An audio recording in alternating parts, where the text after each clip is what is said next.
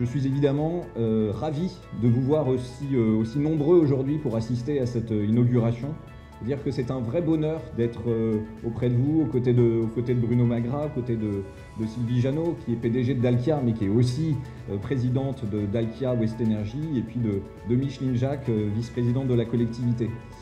Nous savons qu'il y a un projet qui vous tient à cœur, Monsieur le Président, celui de chaudière biomasse. On est en train de le regarder sous toutes ses coutures pour réussir à le faire à la bonne taille, bien répondre aux besoins de l'île. Une pièce de plus à ce projet pour toujours plus de valorisation énergétique et un pôle intégral de traitement des déchets. Je l'ai dit à l'ensemble de nos équipes ce matin, ce site, il est extraordinaire. J'ai envie d'emmener tous mes clients et tous mes prospects ici pour qu'ils se rendent compte de toute la panoplie des choses que l'on sait faire chez Dalkia West Energy. C'est beaucoup d'émotions pour moi d'être ici aujourd'hui. C'est évidemment un grand plaisir.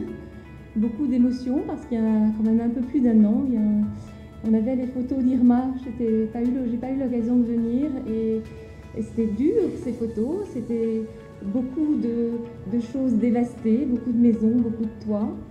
Et on est ici sur un site qui a eu un rôle important que les déchets, quand il y a un ouragan, quand il y a des dégâts, il faut les évacuer.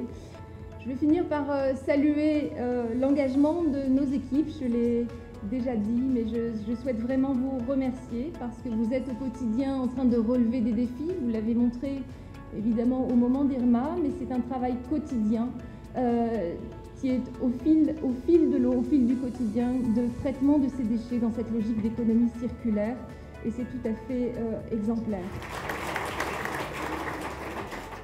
Je tiens donc tout d'abord à vous remercier d'être aujourd'hui à nos côtés, et en particulier à ceux qui sont venus de l'extérieur, très loin même. Les solutions passent avant tout par l'éducation, la responsabilité individuelle et une acceptabilité économique. Mesdames et messieurs, je terminerai mon propos en félicitant et en saluant ceux qui ont participé à la construction du site de propreté et ceux qui le font vivre au quotidien. Bonjour à tous, nous allons procéder à la signature de la convention de mise à disposition de 3500 m² de toiture pour la pose de panneaux photovoltaïques. Donc j'appelle Monsieur Bruno Magras, président de la collectivité, Monsieur Pierre de Monliveau et Monsieur Dominique Jacob, responsable EDF renouvelable pour la zone Caral.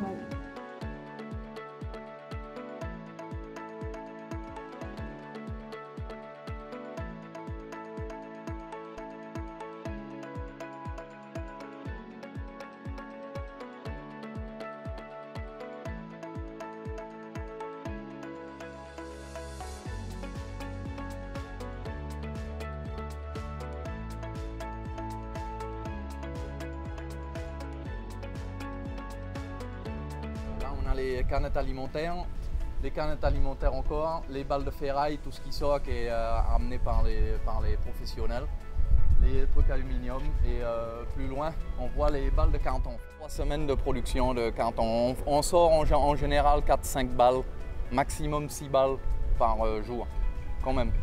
C'est des très grosses balles, donc. Elles font 1,50 m dedans.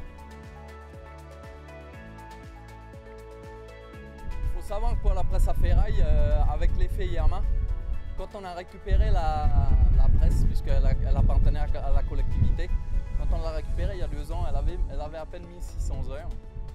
Et avec l'effet Irma, elle a 3742 heures. Vous avez un stockage de pneus. Les pneus, ça c'est envoyé aux États-Unis. Et ils récupèrent, en fait, ils s'en servent en chaudière et tout ça. Nous sommes sur la filière compost. Nous sommes ouverts pour les professionnels 4 jours sur 6.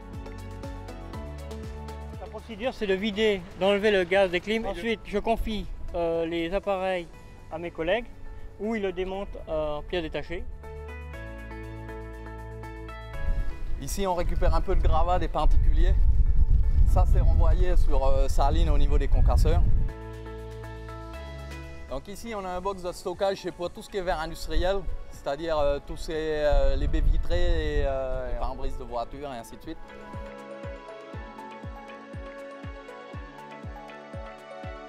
Des déjà énormément de produits au niveau de l'incinération. On a énormément d'ordures, on incinère tous les bois, tous les encombrants qui sont à l'intérieur.